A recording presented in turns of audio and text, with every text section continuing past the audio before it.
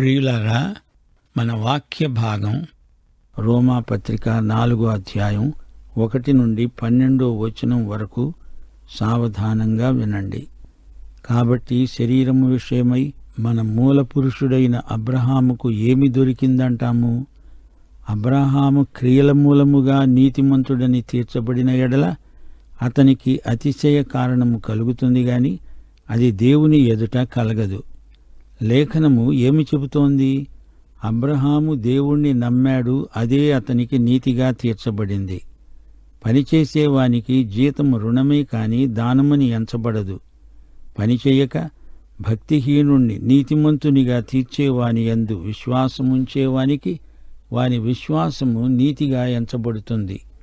ఆ ప్రకారమే క్రియలు లేకుండా దేవుడు ఎవరిని నీతిమంతులుగా ఎంచుతాడో ఆ మనుష్యుడు ధన్యుడు. దావీదు కూడా చెప్తున్నాడు. ఎలాగనగా, తన అతిక్రమములకు పరిహారము నొందినవాడు, తన పాపమునకు ప్రాయశ్చిత్తము నొందినవాడు ధన్యుడు. ప్రభువు చేత నిర్దోషి అని ఎంచబడినవాడు ధన్యుడు. ఈ ధన్యవచనము సున్నతి గలవారికి చెప్పబడిందా?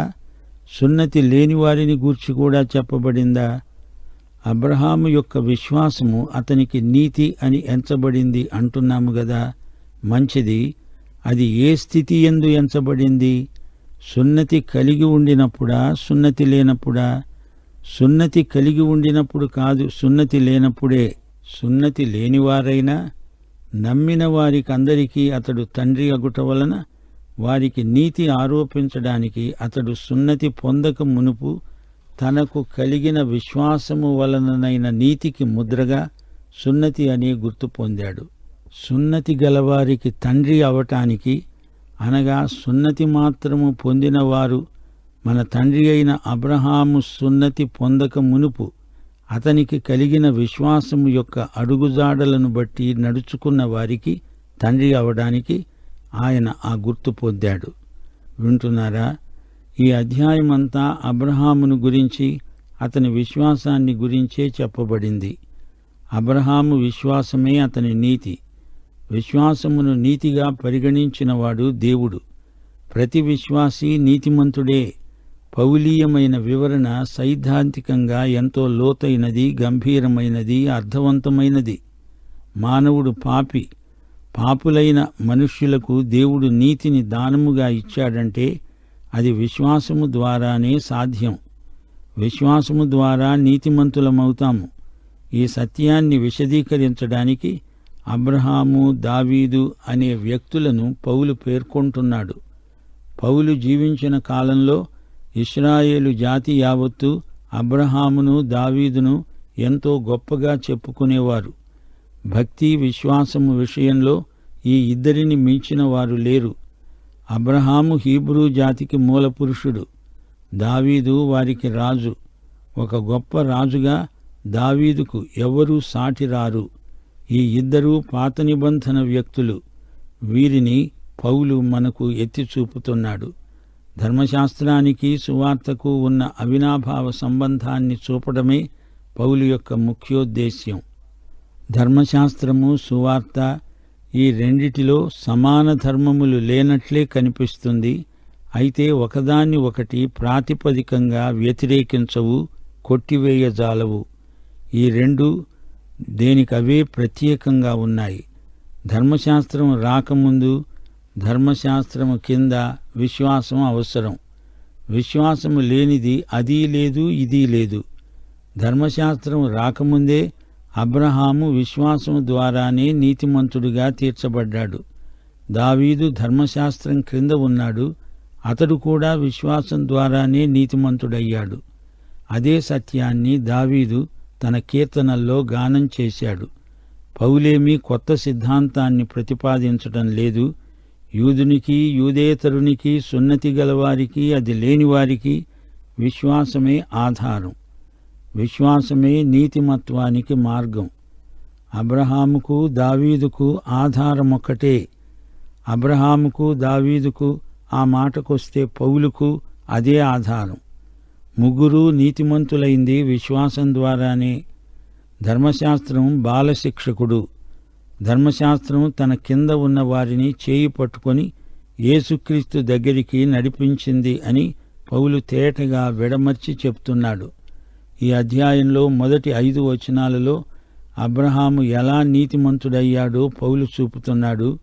మన పితరుడు అబ్రహాము, మనము అబ్రహాముకు విశ్వాస సంతానం. క్రియల ద్వారా అబ్రహాము దేవుని నీతిని పొందలేదు. క్రియల ద్వారా అతడు నీతిమంతుడైతే అది అతనికి గర్వకారణమై ఉండేది. అబ్రహాము దేవుణ్ణి నమ్మాడు. ఆ విశ్వాసమే అతనికి నీతిగా ఎంచబడింది. పనికి జీతం వస్తుంది గాని ఇది పని కాదు. నీతిమత్వం జీతము కాదు. ఇది ఉచితంగా ఇవ్వబడిన దానం, నీతి దానం. విశ్వాసమే దేవుని దృష్టిలో నీతి. దావీదు కూడా తన కీర్తనల్లో ఇదే సత్యాన్ని గానం చేశాడు. పాపములకు ప్రాయశ్చిత్తం పొందినవాడు ధన్యుడు. ఇది నీతి తీర్పు. అబ్రహామును గురించి ఏమందాము? విశ్వాసమందు అబ్రహాము మనకు మూలపితరుడు. మానవ క్రియా కృషి వల్ల అతడు పొందిందేమిటి? సువార్తలో మనిషి అతిశయించడానికి ఏదీ లేదు. సువార్త ధర్మశాస్త్రము చెయ్యజాలనిది చేసింది. అబ్రహాముకైనా దావీదుకైనా ధర్మశాస్త్రం ఏమి చేయగలిగింది? ఇశ్రాయేలు జాతి అబ్రహాముతోనే ఆరంభమైంది. అబ్రహాము విశ్వాసులందరికీ తండ్రి. అబ్రహాము మొదటి విశ్వాసి. విశ్వాసము, నీతిమత్వము అనే ఆశీర్వాదాలు అబ్రహాముతోనే మొదలయ్యాయి. అబ్రహామీయ విశ్వాసమే మనకందరికీ వరవడి. మోషే ప్రోక్తమైన ధర్మశాస్త్రం యూదులకు అతిశయ కారణం. నోవహు కాదు, ఆదాము కాదు, యూదులకు అబ్రహామే ఆరంభం. అయితే శరీరాన్ని బట్టి అబ్రహాముకు సంక్రమించిందేమిటి? శరీరానుసారంగా అబ్రహాము సాధించింది ఏమిటి? వాటిలో అతిశయాస్పదమేమీ లేదు. అబ్రహాము తన శరీర కార్యాలను గురించి సిగ్గుపడాల్సి వచ్చింది. అబ్రహాము క్రియల వల్ల అతడు నీతిమంతుడవలేదు. అబ్రహాము గొప్ప వ్యక్తి. లోతు విషయంలో అబ్రహాము వైఖరి ఎంతో ఉదాత్తమైనది. సొదొమ గొమొర్రా రాజులు వచ్చి తనకు గొప్ప నజరానాలు తెస్తామంటే అబ్రహాము తిరస్కరించాడు. అయితే మరో సందర్భంలో అబ్రహాము దేవుని మాటను నమ్మలేకపోయాడు. ఈజిప్టుకు పారిపోయాడు. ఈజిప్టు దాసీదాన్ని కూడి కన్న కొడుకు ఇష్మాయేలు అవిశ్వాసపుత్రుడు. ఈ సంఘటనల్లో అబ్రహాము ఎంతో సిగ్గుపడ్డాడు. అబ్రహాము క్రియల మూలముగా నీతిమంతుడని తీర్చబడిన ఎడల అతనికి అతిశయ కారణము కలిగేదేమో కాని అది దేవుని ఎదుట కలగదు. దేవుని యందు అతిశయించేవాడు తన క్రియలలో అతిశయించడు. ఇది విశ్వాస న్యాయం, క్రియాన్యాయం కాదు. అబ్రహాము ఎన్నో మంచి క్రియలు చేశాడు. అయితే అట్టి క్రియల వలన రక్షణ కలగదు. రక్షణకు ఫలితమే సత్క్రియలు. విశ్వాసము ద్వారా నీతిమంతుడని తీర్చబడని వానికి సత్క్రియలు చేస్తే గుర్తింపు లేదు. అబ్రహాము గాని ఎవరైనా గాని విశ్వాసము లేకుండా సత్క్రియలు చేసి వారు అతిశయించవచ్చు గాని దేవుని ఎదట మాత్రము కాదు. అబ్రహాము ఎన్నో సత్క్రియలు చేశాడు గాని అవి అతని విశ్వాసమును బట్టి, నీతిమంతుడై ఉండడాన్ని బట్టి దేవుని చేత గుర్తించబడినవి. యాకోబు తన పత్రికలో, పౌలు తన పత్రికల్లో ఈ అంశంలో భేదాభిప్రాయాలను వ్యక్తం చేశారనుకుంటున్నారా? అలా కానే కాదు. యాకోబు పత్రిక 2వ అధ్యాయం 21వ వచనం, మన పితరుడైన అబ్రహాము తన కుమారుడైన ఇస్సాకును బలిపీఠము మీద అర్పించినప్పుడు అతడు క్రియల వలన నీతిమంతుడని తీర్పు పొందలేదా?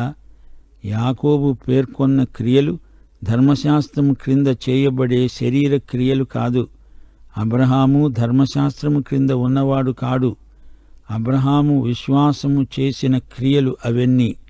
అబ్రహాము దేవుణ్ణి నమ్మాడు. ఇస్సాకును అర్పించాడు. బలి ఇచ్చాడా? ఇవ్వలేదు. దేవుడే అబ్రహామును ఆపాడు, వారించాడు. బలిగా అతణ్ణి వధించనీయలేదు దేవుడు. దేవునికి నరబలి ఇవ్వకూడదు కదా. పౌలు, యాకోబు ఇద్దరూ ఒకే వచనాన్ని ఉటంకిస్తున్నారు. అబ్రహాము దేవుణ్ణి నమ్మాడు, అది అతనికి నీతిగా ఎంచబడింది. పరిగణించబడింది, తీర్చబడింది. ఆదికాండం 15వ అధ్యాయం 6వ వచనం, యాకోబు పత్రిక 2వ అధ్యాయం 23వ వచనం, రోమా పత్రిక 4వ అధ్యాయం 3వ వచనం. అయితే యాకోబు అబ్రహాము జీవితంలోని చివరి దశను దృష్టాంతంగా తీసుకొని మాట్లాడుతున్నాడు. అది ఇస్సాకును అర్పించే సన్నివేశం. అబ్రహాము గాని మరే వ్యక్తి గాని పాపిగా నీతి తీర్పు కోసం విశ్వాసం మాత్రమే ఆధారంగా నిలవాలి. అంతే. నా సత్క్రియలు చూడు అంటూ దేవుని ఎదట అతిశయించడానికి ఏదీ లేదు. శరీర సంబంధి పాపి అయిన వ్యక్తి చేసే సత్క్రియలు ఏవైనా ఎన్నైనా రక్షణకు ఏమాత్రమూ ఉపకరించవు, నీతి పరిగణనకు అసలే పనికిరావు. దేవుని పరిశుద్ధత ఎదట శరీరం చేసే కార్యాలు మంచివైనా చెడ్డవైనా రక్షణకు సంబంధించినవి మాత్రం కావు. అబ్రహాము క్రియలు విశ్వాస క్రియలు. అతని విశ్వాసం పనిచేసింది. నీతి తీర్పు పొందిన వ్యక్తి చేసే మంచి పనులను దేవుడు గుర్తిస్తాడు, మెచ్చుకుంటాడు. లేఖనము చెబుతున్నదేమిటి అంటే, లేఖనములలో దేవుడు పలికిందేమిటి? వాక్యం అంటే దేవుని మాట, లేఖనం అంటే దేవుని వాక్యం, అనగా దేవుడే మాట్లాడుతున్నాడు. రోమాపత్రికలో అపొస్తలుడైన పౌలు ఇంచుమించు 60 సార్లు పాత నిబంధన లేఖనములను ఉటంకించాడు. ఆదికాండం 15వ అధ్యాయం 6వ వచనం, అబ్రహాము యెహోవాను నమ్మాడు, ఆయన అది అతనికి నీతిగా ఎంచాడు. లేఖనము చెప్పేది వినండి అని పౌలు ప్రబోధిస్తున్నాడు. అబ్రహాము ఒకప్పుడు దేవుణ్ణి అడిగాడు. ఆదికాండం 15వ అధ్యాయం 2వ వచనం, దేవా, నీవు నాకు ఏది ఇస్తే ఏమి? నేను సంతానము లేనివాడినైపోతున్నానే. దేవుడన్నాడు, నీ సంతానము ఆకాశ నక్షత్రాలంతమంది అవుతారు. అబ్రహాము దేవుణ్ణి, ఆయన మాటను నమ్మాడు. విన్నట్టుగా ఆ ఫలాన నమ్మాడు. అబ్రహాము నమ్మదగిన దేవుణ్ణి, అబద్ధమాడనేరని దేవుణ్ణి నమ్మాడు. ఇందులో అబ్రహాము చేసిందేమిటి? నమ్మటమే, అంతే. దేవుడే వాగ్దానమిచ్చాడు, ఆ వాగ్దానాన్ని దేవుడే నెరవేర్చాడు. ఇందులో అబ్రహాము గొప్పతనమేమిటి? అతడు కేవలం నిమిత్తమాత్రుడు. దేవుడు చెప్పింది నిజమని, సత్యమని అబ్రహాము తన హృదయంలో నమ్మాడు. అబ్రహాము విశ్వాసము క్రియ కాదు గాని అతని విశ్వాసము సజీవమై పనిచేసింది. విశ్వాసము క్రియ కాదు, అది ఒక వైఖరి. అబ్రహాము హృదయం దేవుని వైపునకు పరిగెత్తింది. దేవుని వాగ్దానం మీద అబ్రహాము దృష్టి కేంద్రీకరించబడింది. అంచేత దేవుడు తన వాగ్దానాన్ని ఎట్టి ఆటంకము అభ్యంతరము లేకుండా నెరవేర్చాడు. విశ్వాసము అబ్రహాము గొప్పతనం కాదు. విశ్వాసం అబ్రహామును ఆ ఫలాన దేవదూతగా మార్చిందని కాదు. అబ్రహాము దేవుణ్ణి పూర్తిగా నమ్మాడు. అంచేత దేవుడు తాను వాగ్దానం చేసింది అతడి పట్ల నెరవేర్చాడు. ఆదికాండం 12వ అధ్యాయం 3వ వచనం, భూమి యొక్క సమస్త వంశములు నీయందు ఆశీర్వదించబడతాయి. గొప్ప వాగ్దానం. అబ్రహాము విశ్వాసమే అతనికి నీతిగా ఎంచబడింది. అది దేవుడు అబ్రహాము లెక్కలో జమకట్టాడు అని అర్థం. అది నీతి అని ఆయన తీర్పు చెప్పాడు. ఆ విధంగా పరిగణించాడు. పనివాడు పనిచేసి జీతం పుచ్చుకుంటాడు. ఈ పనికి ఇంత జీతం అని కేటాయించబడి ఉంటుంది. అబ్రహాము జీతగాడు కాడు, అలాంటి పనివాడు కాడు. అబ్రహాముకు దేవుడిచ్చింది అతడు కష్టపడి సంపాదించుకున్నది కాదు. అది దేవుని కృప వల్ల, తన విశ్వాసం వల్ల అతనికి సంక్రమించింది. రక్షణను సంపాదించుకునేందుకు నీవు చేసే పని ఏమీ లేదు. నీతి బాహ్యులను నీతిమంతులుగా ఆయనే తీరుస్తాడు. 3వ అధ్యాయం 10వ వచనం, లోకములో నీతిమంతుడు లేడు, ఒక్కడూ లేడు. యేసు చేస్తే నీతిమంతులమవుతాము, లేకపోతే లేదు. క్రీస్తుకు బయట ఎవడైనా నీతిమంతుడున్నాడు అంటే దేవుడు అబద్ధికుడవుతాడు. నీవు నీతిమంతుడివి అవ్వాలి అంటే నీకు విశ్వాసముండాలి. క్రియతో నిమిత్తం లేని విశ్వాసాన్ని దేవుడు కోరుతున్నాడు. విశ్వాసమనే దానిలోని శక్తి కాదిది. మనం విశ్వాసముంచిన దేవుని శక్తి మాత్రమే. దేవుని నుండి ఆయన కృపను మనం పొందడానికి విశ్వాసమే ఏకైక సాధనం. మన విశ్వాసం దేవుణ్ణి మహిమపరుస్తుంది, దేవుని నీతిమత్వాన్ని స్వీకరిస్తుంది. అబ్రహాము విశ్వాసమును బట్టి దేవుడు నీతిని అబ్రహాము లెక్కలో జమకట్టాడు అని గ్రహించాలి. విశ్వాసమే నీతిగా ఎంచబడడం విశేషం. అది దేవుని నీతి. 6వ వచనము నుండి దావీదును మరో దృష్టాంతంగా పౌలు ఎత్తి చూపుతున్నాడు. ఆ ప్రకారమే క్రియలు లేకుండా దేవుడెవణ్ణి నీతిమంతుడిగా ఎంచుతాడో ఆ మనుష్యుడు ధన్యుడు అని దావీదు చెప్తున్నాడు.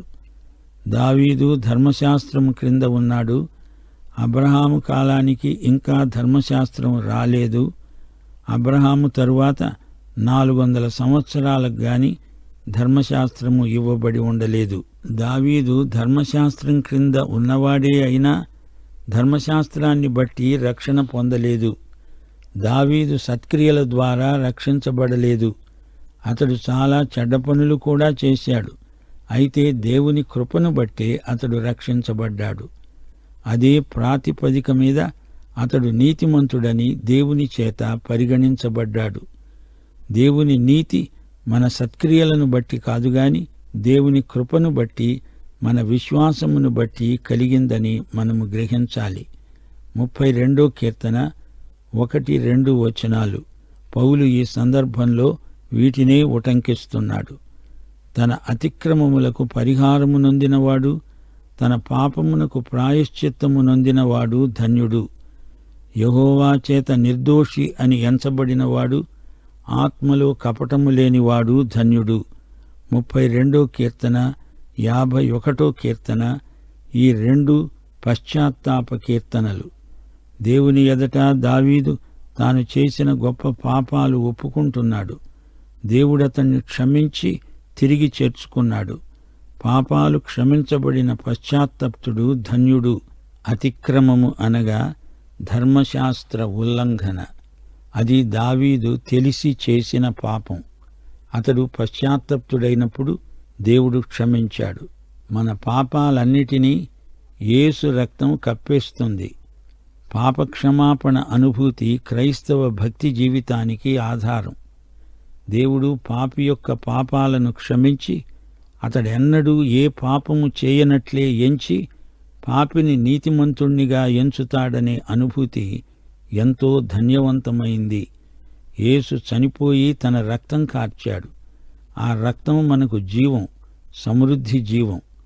2 సమూయేలు 12వ అధ్యాయం 13వ వచనంలో ప్రవక్త అయిన నాతాను దావీదుతో అన్నాడు, నీవు చావకుండునట్లు యెహోవా నీ పాపమును బట్టి నిన్ను శిక్షించడు. దేవుడు దావీదును ఎంతో క్రమశిక్షణలో పెట్టాడు. ఒక ధనికుడు బీదవాని గొర్రెపిల్లను దౌర్జన్యంగా లాక్కున్నాడంటే అతనికి 4 రెట్ల నష్టపరిహారం ఇవ్వవలసిందే అన్నాడు దావీదు. దావీదు 4 పిల్లలు మృతి చెందారు.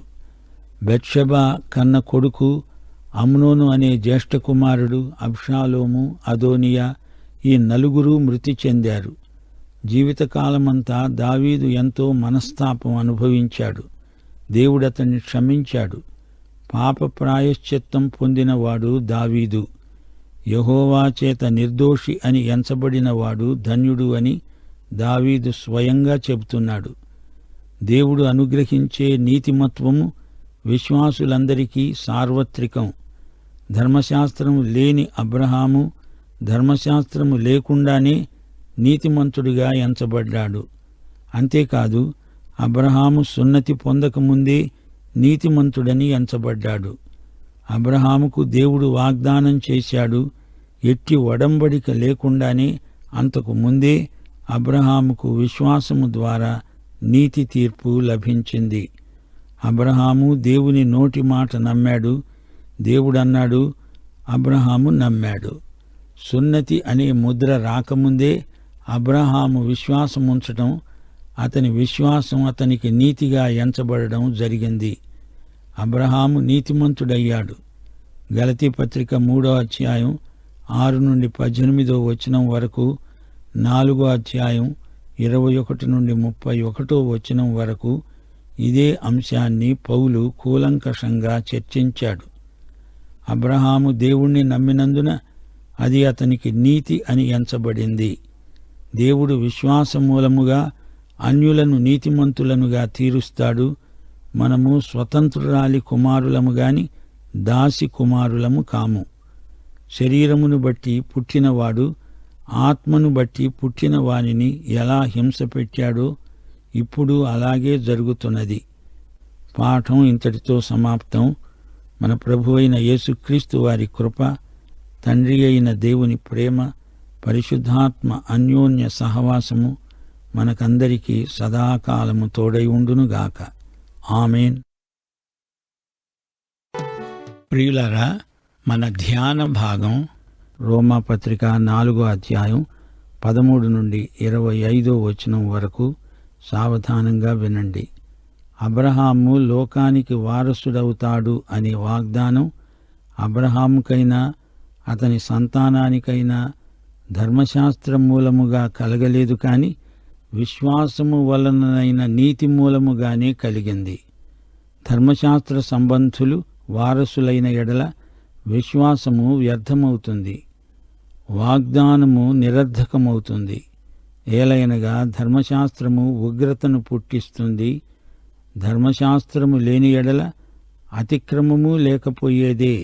ఈ హేతువు చేత ఆ వాగ్దానము యావత్ సంతతికి, అనగా ధర్మశాస్త్రము గలవారికి మాత్రమే గాక అబ్రహామునకున్నట్టి విశ్వాసము గలవారికి కూడా దృఢము కావాలని, కృపను అనుసరించినదై ఉండేటట్లు అది విశ్వాసమూలమైనది అయింది. తాను విశ్వసించిన దేవుని ఎదుట, అనగా మృతులను సజీవులనుగా చేసేవాడు, లేని వాటిని ఉన్నట్టుగానే పిలిచేవాడు అయిన దేవుని ఎదుట అతడు మనకందరికీ తండ్రి అయి ఉన్నాడు.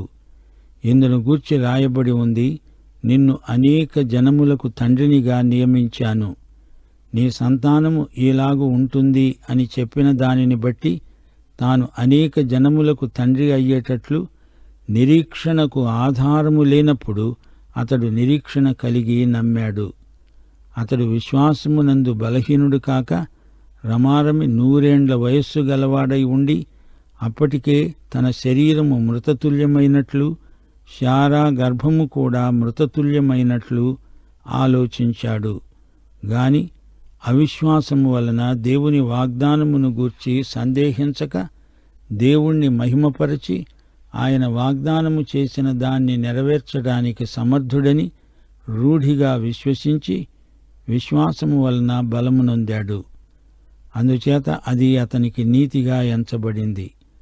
అది అతనికి ఎంచబడింది అని అతని నిమిత్తమే కాదు, మన ప్రభువైన యేసును మృతులలో నుండి లేపిన వాని యందు విశ్వాసముంచిన మనకు ఎంచబడుతుందని మన నిమిత్తము కూడా రాయబడింది. ఆయన మన అపరాధముల నిమిత్తము అప్పగించబడి మనము నీతిమంతులముగా తీర్చబడడానికి లేపబడ్డాడు. వింటున్నారా? అంతా కృపే. కృప లేనిది ఏ ఒక్క ఆశీర్వాదము మనకు రాదు. అబ్రాహాము ఈ భూమి అంతటికీ వారసుడవుతాడనే వాగ్దానం ఎలా కలిగింది? అబ్రహాముకు దేవునితో సరైన సంబంధం ఉంది. అది అబ్రహాము విశ్వాసమే. ధర్మశాస్త్రం వల్ల అది కలగలేదు. అలా కలిగితే ఇక విశ్వాసమెందుకు, వాగ్దానాలెందుకు? ధర్మశాస్త్ర సంబంధులు వాగ్దానాలను పొందలేదు. ధర్మశాస్త్రం మన మీదికి దేవుని ఉగ్రతను రప్పించింది. ధర్మశాస్త్రం లేనప్పుడు ఇక అతిక్రమం ప్రసక్తే లేదు. ఇదంతా విశ్వాసం మీద ఆధారపడింది, ధర్మశాస్త్రం కాదు. ఇది కృప మాత్రమే. అబ్రహాము సంతతికి వాగ్దానం చేయబడిందంతా విశ్వాసము, కృప. ఇందులో ధర్మశాస్త్ర ప్రమేయం లేదు.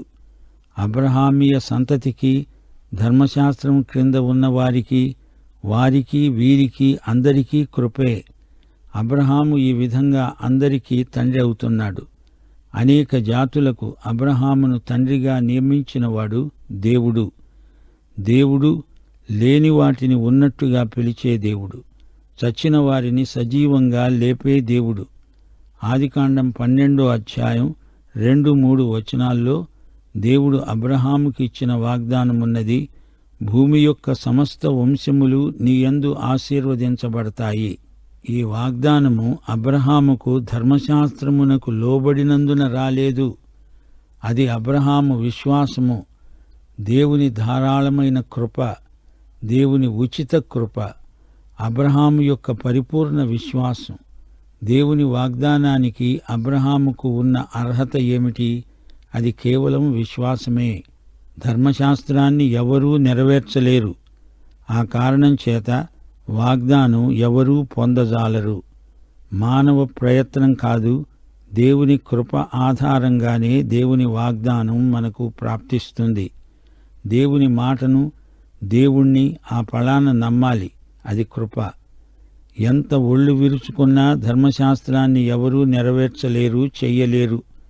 దేవుని కృపా వాగ్దానం నిర్నిబంధమైనది. విశ్వాసముంది చూచారు.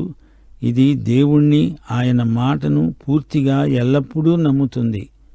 దేవుని ప్రేమకు విశ్వాసం తనను తాను అప్పగించుకుంటుంది.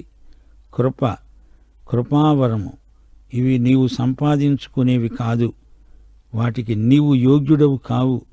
దేవుని కొరకు నీవు చేసింది కాదు, దేవుడు నీ కొరకు చేసింది. అందులో కృప ఉంది. వాగ్దానం, ధర్మశాస్త్రం, విశ్వాసం, కృప, ఈ మాటలను ధ్యానించండి. ధర్మశాస్త్రం నీ రోగాన్ని నిర్ధారణ చేస్తుంది గాని అది నిన్ను స్వస్థపరచలేదు. నీవు తప్పు చేస్తున్నావని వేలుపెట్టి చూపుతుంది గాని తప్పు చేయకుండా అది నిన్ను బలపరచలేదు. నిషిద్ధ ఫలం మనిషిని శోధిస్తుంది. దొంగిలించిన పండ్లకు రుచి ఎక్కువ అని నానుడి. ధర్మశాస్త్రం నిషిద్ధ ఫలాన్ని కోరేటట్లు ఆశ పుట్టిస్తుంది. ధర్మశాస్త్రం నిన్ను ఒక ముద్దాయిని చేసి దేవుని ఎదుట నిలువపెడుతుంది. ధర్మశాస్త్రం ఉంది గనుకనే అతిక్రమాలు బయలుపడతాయి. న్యాయశాస్త్రం లేనప్పుడు నేరస్థాపన చేసేదెవరు? ధర్మశాస్త్రం లేనప్పుడు ప్రజలకు ఏది మంచో ఏది చెడో ఎలా తెలుస్తుంది? ధర్మశాస్త్రం మాత్రమే ఉంటే అతిక్రమాల సంఖ్య ఎక్కువై ఇవన్నీ తీర్పు కోసం కనిపెట్టుకుని ఉంటాయి. ధర్మశాస్త్రం దేవుని ఉగ్రతను తెచ్చిపెడుతుంది. ధర్మశాస్త్రం, అతిక్రమం, దేవుని ఉగ్రత, ఈ 3 మాటల పర్యవసానాన్ని గుర్తించండి.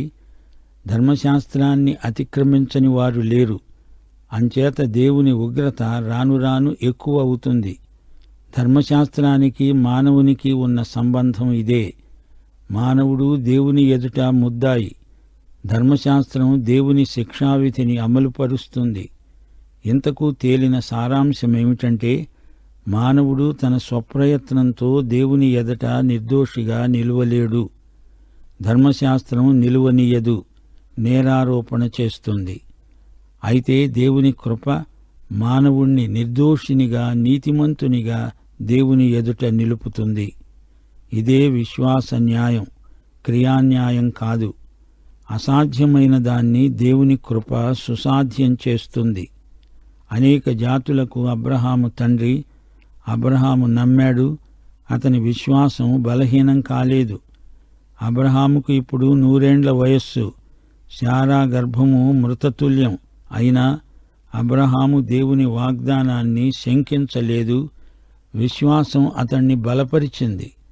తనకు వాగ్దానమిచ్చినవాడు నమ్మదగినవాడు. వాగ్దానం చేసినవాడు ఆ వాగ్దానాన్ని నెరవేర్చడానికి సమర్థుడు. ఇది అబ్రహాము నమ్మాడు. నిరీక్షణకు ఆధారము లేనప్పుడు నమ్మాడు. అతని విశ్వాసము నీతిగా పరిగణించబడింది. ఇదే విశ్వాస న్యాయం అందరికీ వర్తిస్తుంది. యేసు పునరుత్థానం, ఆయన మన పాపాల కోసం చనిపోయాడు అనే సత్యం, మనల్ని నీతిమంతులనుగా తీర్చడానికి ఆయన తిరిగి లేచాడు అనే చారిత్రక సత్యం గుర్తించండి. దేవుని మాట ఉన్నది ఉన్నట్లు అబ్రహాము విశ్వసించాడు. అబ్రహాముకు 100 ఏండ్లు, శారాకు 90 ఏండ్ల వయస్సు. అప్పుడు నీవు తండ్రివి, ఒక్క యూదులకే కాదు సమస్త జాతులకు తండ్రివి అని దేవుడు అన్నప్పుడు, నిరీక్షణకు ఆధారము లేనప్పుడు అబ్రహాము నమ్మాడు. ఆదికాండం 17వ అధ్యాయం 17వ వచనం. అప్పుడు అబ్రహాము సాగిలపడి నవ్వి, 100 ఏండ్ల వానికి సంతానము కలుగుతుందా? 90 ఏండ్ల శారా కంటుందా అని మనస్సులో అనుకున్నాడు. నిరీక్షణకు ఆధారం లేదు, అయినా అబ్రహాము నమ్మాడు. అబ్రహాముకు దేవునికి మధ్య ఉన్న ఈ సంబంధం విశ్వాసము వల్ల కృపకు చెందిన మనకందరికీ సంక్రమించింది. అసాధ్యమైన వాటిని సాధ్యపరిచేవాడు దేవుడు.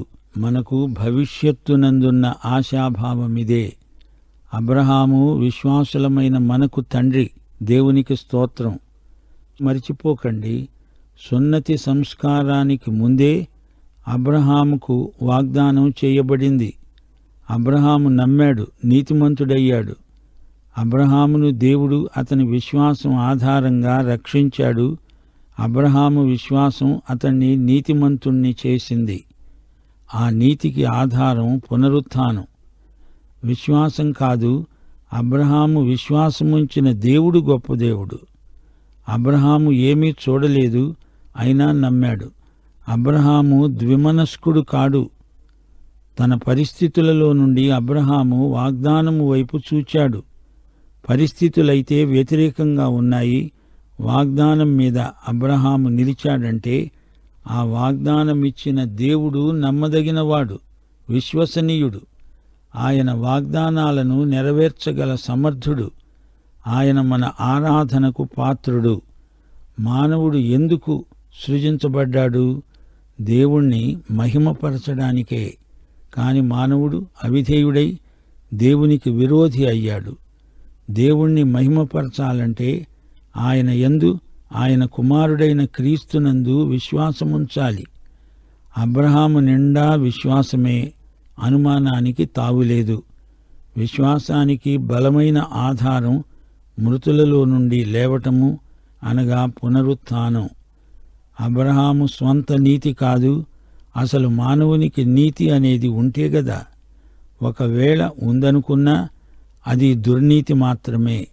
మృతమైన శారా గర్భం నుండి మృతతుల్యుడైన వృద్ధుని నుండి సంతానం రప్పించడం, ఇది పునరుత్థాన విశ్వాసమే. అరిమతయ్య ఏర్పాటు చేసుకున్న సమాధిలో నుండి యేసు మృత్యుంజయుడై లేచాడు. శారా గర్భం మృతతుల్యం అంటే ఏమిటి? అది సమాధి లాంటిది, మృతికి సంకేతం. అయితే అందులో నుండి జీవం పుట్టుకొచ్చింది. యోహాను సువార్త 8వ అధ్యాయం 56వ వచనంలో యేసు ప్రభు ఏమన్నాడు? మీ తండ్రి అయిన అబ్రహాము నా దినము చూస్తానని మిగుల ఆనందించాడు, అది చూచి సంతోషించాడు. శారా మృతగర్భము నుండి అబ్రహాముకు కుమారుడు వస్తాడు. అలాగే మృత్యుగర్భము నుండి, సమాధి నుండి దేవుడు తన కుమారుణ్ణి లేపాడు. ఆయన యందు విశ్వాసముంచే వారికి నిత్య జీవప్రాప్తి. అది అరిమతయ్య యొక్క సమాధి స్థలం. ఇది శారా యొక్క మృత గర్భం. మన విశ్వాసం ఎందులో ఉంది? క్రీస్తు మరణమందే కాదు, ఆయన పునరుత్థానమందు మనకు ప్రగాఢ విశ్వాసమున్నది. క్రీస్తు మరణమందు మన బాకీ తీర్చబడింది. పునరుత్థానమందు మనకు విడుదల తీర్పు చెప్పబడింది. క్రీస్తు మరణ పునరుత్థానములందు విశ్వసించిన వారికి నీతిమంతులు అనే తీర్పు పలకబడింది. ప్రియ విశ్వాసి, నీవు యేసుక్రీస్తు మరణ పునరుత్థానములందు ఆయనను వెంబడిస్తున్నావా? అసలు మనమెలా రక్షించబడ్డాము? దేవుని వాగ్దానం నమ్మటం వల్లనే కదా. అబ్రహాము కూడా అంతే. విశ్వాసము, వాగ్దానము అనేవి రెండు జంటగానే ఉంటాయి. అలాగే ధర్మశాస్త్రము, క్రియలు, ఈ రెండు జంట. భౌతికంగా చూస్తే అబ్రహాము యూదులకు జాతిపిత. ఆధ్యాత్మికంగా అబ్రహాము విశ్వాసులందరికీ తండ్రి. ఇది కృపను అనుసరించిన వాగ్దానం. ఇది విశ్వాసమూలమైనది. మత్తయి సువార్త 3వ అధ్యాయం 7 నుండి 9వ వచనం వరకు బాప్తిస్మకుడైన యోహాను అన్నాడు, సర్పసంతానమా, రాబోయే ఉగ్రత నుండి తప్పించుకోవడానికి మీకు బుద్ధి చెప్పిన వాడెవడు? మారు మనసుకు తగ్గ ఫలం ఫలించండి. అబ్రహాము మాకు తండ్రి అని మీలో మీరు చెప్పుకొన తలంచవద్దు. దేవుడు ఈ రాళ్ల వలన అబ్రహాముకు పిల్లలను పుట్టించగలడు. కల్వరి పైన మన పాపములన్నీ యేసు మీద మోపబడినవి. ఈ అవగాహనే విశ్వాసం, క్రీస్తునందలి విశ్వాసం. క్రీస్తు నీతి మనకు ఆరోపించబడుతుంది. 2 కొరింథీ 5:21 మనమాయన యందు దేవుని నీతి అగునట్లు పాపమెరుగని ఆయనను మన కోసము పాపముగా చేశాడు. నీ పాపాలు క్షమించబడినవి అని గ్రహించావంటే నీ అంతటి ధన్యజీవి మరొకరు ఉండరు. కృపచేతనే రక్షణ అని పౌలు బోధించినప్పుడు ఈయన పాపాన్ని సమర్థిస్తున్నాడు, ప్రోత్సహిస్తున్నాడు అని ఆయనను వారు అపార్థం చేసుకున్నారు. దేవుని కృపచేత నీ పాపాలు క్షమించబడినప్పుడు ఈ అనుభూతి పాపాన్ని ద్వేషించే మనస్తత్వం అలవరుస్తుంది. దేవుని బిడ్డలు పాపం చేస్తే వెంటనే ప్రభు దగ్గర ఒప్పుకొని పశ్చాత్తప్తులవుతారు. 1 యోహాను 1:5 నుండి 2:1 వరకు ఇదే అంశం కూలంకషంగా చర్చించబడింది. దేవుడు వెలుగు, ఆయన యందు చీకటి ఎంతమాత్రము లేదు. ఆయనతో సహవాసము గలవారు చీకటిలో నడవరు. మనము వెలుగులో నడవాలి, అన్యోన్య సహవాసము గలవారమై ఉండాలి. యేసు రక్తము ప్రతి పాపం నుండి మనల్ని శుద్ధి చేస్తుంది. మన పాపములను మనము ఒప్పుకుంటే ఆయన క్షమిస్తాడు. దుర్నీతి నుండి మనలను పవిత్రులనుగా చేస్తాడు. ఎవడు తనలో పాపము లేదని, తానెన్నడూ పాపము చేయలేదని చెప్పజాలడు. దేవుని బిడ్డలు పాపం చేయకూడదు. అథవా పాపం చేస్తే యేసుక్రీస్తు మనకు ఉత్తరవాదిగా తండ్రి వద్ద మన పక్షాన వాదిస్తాడు. యేసుక్రీస్తు నమ్మదగినవాడు, నీతిమంతుడు. 1 కొరింథీ 10:13 అంటోంది, సాధారణముగా మనుష్యులకు కలిగే శోధన తప్ప మరేదీ మీకు సంభవించలేదు. దేవుడు నమ్మదగినవాడు. మీరు సహింపగలిగినంత కంటే ఎక్కువగా ఆయన మిమ్మును శోధించబడనీయడు. అంతేకాదు, సహించగలగడానికి ఆయన శోధనతో కూడా తప్పించుకునే మార్గము కలుగచేస్తాడు. దేవుని బిడ్డ అధాటున పడిపోవచ్చు గాని పతనావస్థలో అట్టే కాలం ఉండడు, తిరిగి లేస్తాడు. 37వ కీర్తన 23-24 ఒకని నడత యెహోవా చేతనే స్థిరపరచబడుతుంది. వాని ప్రవర్తన చూచి ఆయన ఆనందిస్తాడు. యెహోవా అతని చెయ్యి పట్టుకొని ఉన్నాడు గనుక అతడు నేలను పడినా లేవలేక ఉండడు. 32వ కీర్తనలో దేవుడు తన బిడ్డల పట్ల ఏమి చేస్తాడో వివరంగా చెప్పబడింది. అతిక్రమములకు పరిహారము నొందినవాడు, తన పాపములకు ప్రాయశ్చిత్తము నొందినవాడు ధన్యుడు. నా పాపదోషమును దేవుడు పరిహరించాడు. దేవా, నీవే నా దాగే చోటు. యెహోవాయందు నమ్మిక ఉంచే వారిని కృప ఆవరిస్తుంది. నీతిమంతులు, యథార్థ హృదయులు సంతోషిస్తారు, ఆనందగానం చేస్తారు.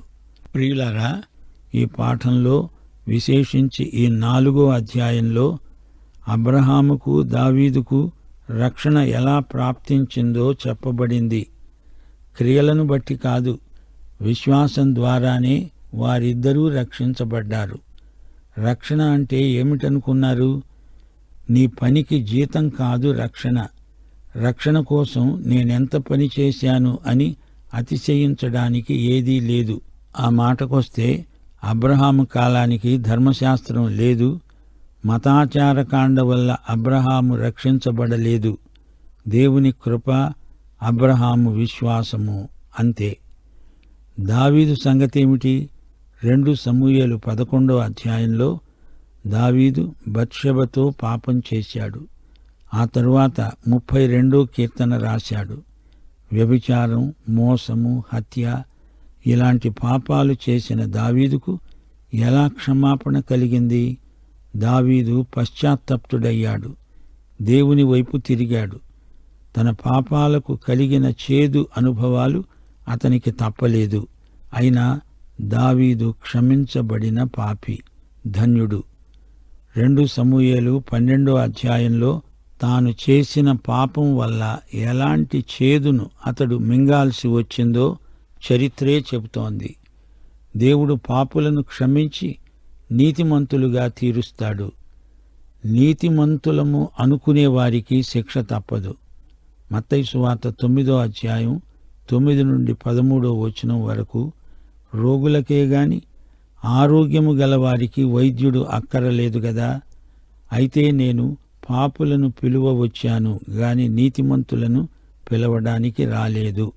గ్రహించండి, ధర్మశాస్త్రం లేనప్పుడు అబ్రహామైనా, ధర్మశాస్త్రం ఉన్నప్పుడు దావీదైనా, ఈ రోజున నీవైనా నేనైనా విశ్వాసము ద్వారా కృపచేతనే రక్షణ. దేవుడు ధర్మశాస్త్ర ప్రదాత. ఆయనే మనకు తీర్పరి, రక్షకుడు కూడా. మీకు జ్ఞాపకముందా, పౌలు ఈ పత్రిక కొరింథు నుండి రాశాడు. వాక్యమంతటిలోకి గొప్ప సైద్ధాంతిక వ్యాసాన్ని పత్రికా రూపంలో రచించాడు. అపొస్తలుడైన పౌలు రచన బహుశ్రేష్టమైనది.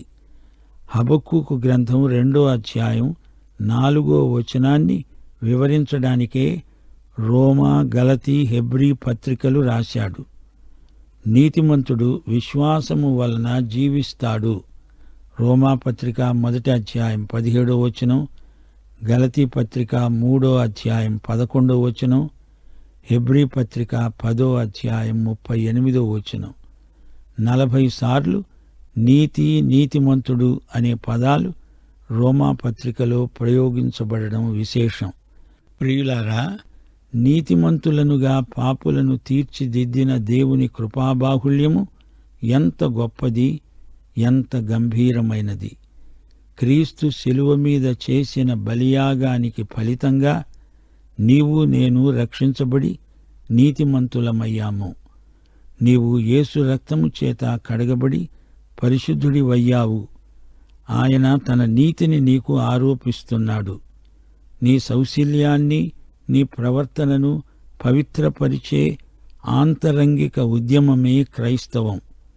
దేవుని ఎదట నీవు నీతిమంతుడివై కనపడితే ప్రజలందరి ఎదట పరిశుద్ధుడివై అగపడతావు.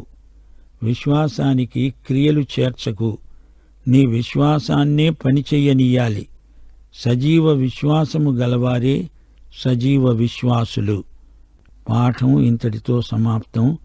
యేసుక్రీస్తు వారి కృప, దేవుని ప్రేమ, పరిశుద్ధాత్మ ఆదరణ మనకందరికీ తోడై ఉండునుగాక. ఆమేన్.